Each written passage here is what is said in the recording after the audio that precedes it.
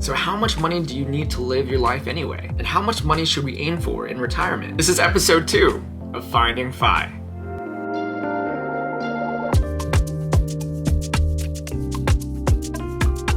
In a great book called The Millionaire Next Door, you find out that a lot of millionaires aren't super flashy. They don't necessarily live in mansions or have the sleekest, coolest cars. A lot of them are just frugal, and they know how to make their money work for them. They still order from the dollar menu and still bargain shop at Marshall's. It's all about what matters to you. Do you want to be financially independent? Have enough money to live comfortably without depending on your job to do it? Or do you want to live a flashy life?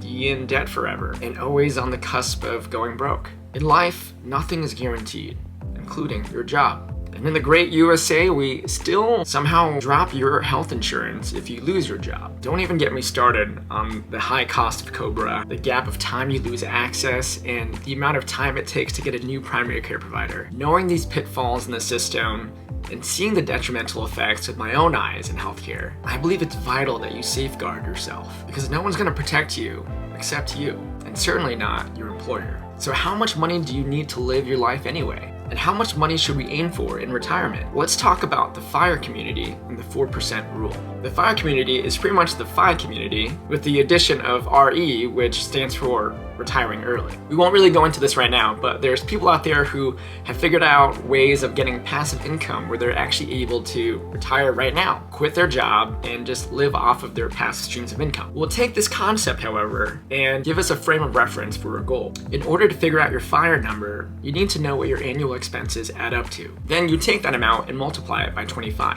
So if you spend, let's say, $40,000 a year, you multiply it by 25 and you get $1 million.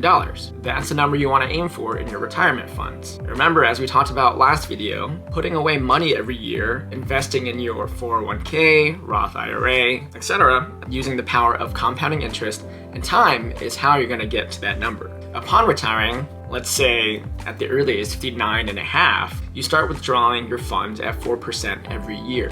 There's something called the Trinity study where they realized that if you took out 4% every year when you retire, that should be able to sustain you for a very long time. Something like 30 years. 4% of, say, your FIRE number of 1 million is 40,000, by the way. So when you retire and stop working, you'll at least have that amount to continue spending just like before. Now, inflation does happen and will bring the value of that $1 million down. That's why people save extra every year and do their math of projecting 5 to 7% return instead of the ideal 10% return, and using the S&P 500 for an example. And to protect themselves even more, they'll plan to withdraw not 4%, but 3% of that, just so they can stretch their funds even more. And if you want to live more lavishly, then you'll want to plan to tuck away more money every year earlier. Now, if you don't know what your annual expenses add up to, then no shame.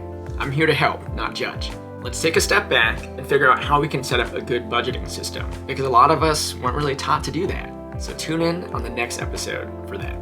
Nothing in life is guaranteed, including our own individual futures. But should that future arrive, at least you'll be ready. As I like to say, live for today, plan for tomorrow, no regrets. All right, much love. I'll catch you next time. See ya.